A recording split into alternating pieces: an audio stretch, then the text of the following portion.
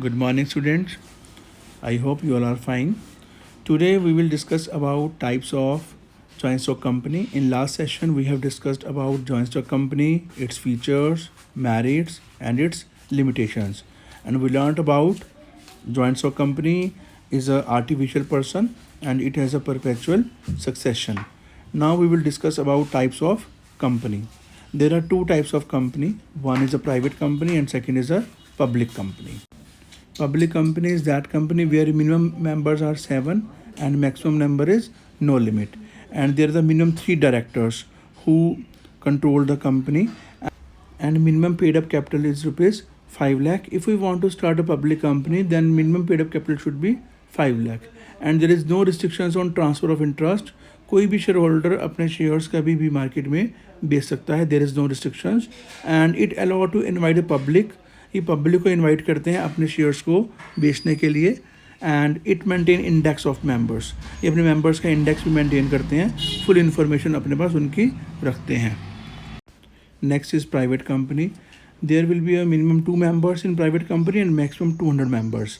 And it has minimum 2 directors and restrictions on transfer of shares. यहाँ पर अपने अगर आपको शेयर्स सेल करने हैं तो आपके यहाँ पर रिस्ट्रिक्शंस हैं. टर्म्स एंड कंडीशंस के अकॉर्डिंग ही आप अपने शेयर्स मार्केट में बेच सकते हैं. And it does not invite public. ये पब्लिक को इनवाइट नहीं करते.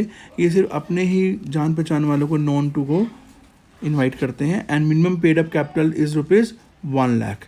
And there is no need to maintain the index of members.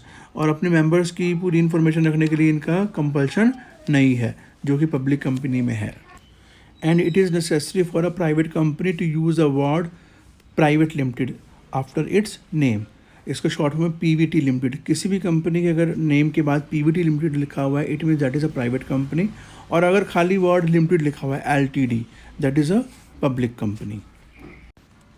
Now, Company Act 2013 introduced a new type of entity to the existing list apart from forming a public or private limited company. The 2013 Act enables the formation of a new entity, a one-person OPC, one-person company. And OPC means a company with only one person as its member. Company act 2013 में एक और company उन्होंने exist किया है, one person company.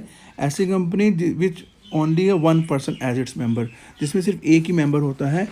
And that one member only one share holder who is an Indian citizen and resident in India. एक sole proprietor जो है वो भी एक तरह से एक कंपनी बना सकता है. ही इज़ अ डायरेक्टर और only one director is needed. और मैक्सिमम कितने डायरेक्टर हो सकते हैं वन पर्सन कंपनी में? 15 directors. Benefits of OPC. First is it is a legal entity separate from its member.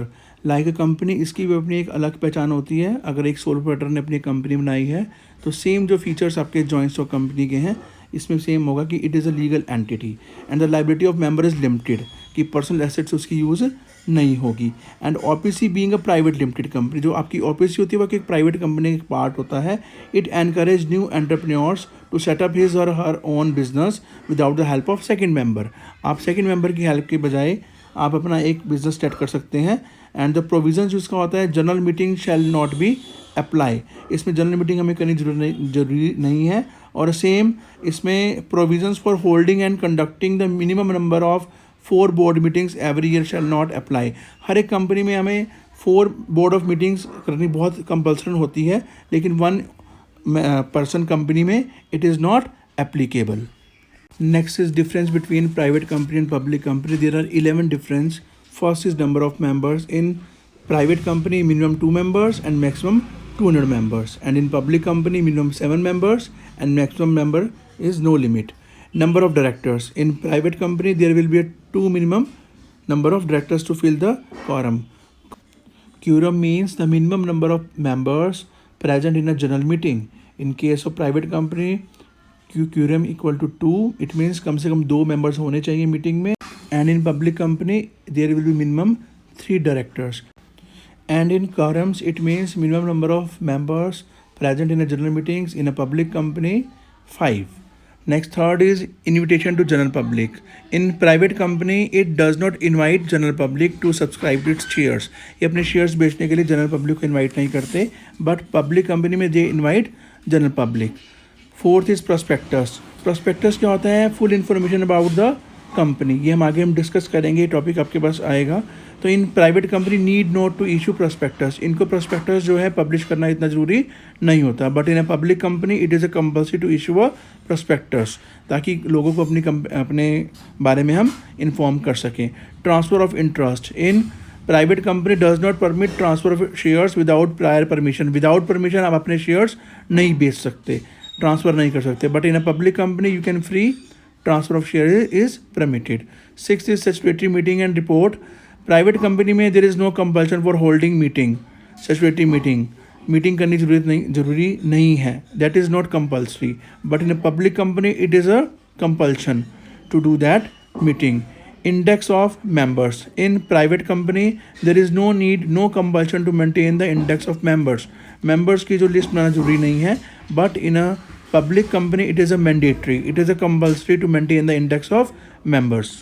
8th is minimum paid up capital must be 1 lakh, private company में कम से कम 1 लाख होनी चाहिए share capital, in a public company there will be minimum 5 lakh. 9th is allotment of shares, यहाँ पर हम जो शेयर्स अलॉट कर सकते हैं विदाउट मिनिमम सब्सक्रिप्शन, ये मिनिमम सब्सक्रिप्शन भी हम आगे डिस्कस करेंगे। अभी तक मैंने आपको 2 टॉपिक बताया, एक प्रॉस्पेक्टस और एक आपका मिनिमम सब्सक्रिप्शन, ये आपके टॉपिक आगे आएंगे, देन यू विल क्लियर कि होता क्या है minimum subscription. But public company में हम without fulfilling the minimum subscription हम अपने शेयर्स अलॉट नहीं कर सकते। 10th is name, public company में अपने नाम के बाद लिमिटेड वर्ड लगाना बहुत ज़रूरी है, और अगर प्राइवेट कंपनी की बात करें तो अपने नेम के बाद Pvt limited, private limited word लिखना बहुत ज़रूरी है। And minimum paid up share capital, और वही सेम आपका इसमें कम से कम शेयर कैपिटल कितनी होनी चाहिए, 1 लाख होनी चाहिए, जो कि पेड अप हो, कि जो मतलब कि जो कंपनी के पास आई हो। और पब्लिक कंपनी मिनिमम कितनी होनी चाहिए, 5 लाख। और यहाँ पर अलॉटमेंट ऑफ शेयर्स में अलॉट का मतलब होता है कि हमने कितने शेयर्स डिस्ट्रीब्यूट किए, कितने शेयर्स हमने बांटे हैं। तो students, today we have discussed about types of company and its difference. I hope you understood it clearly. Thank you students.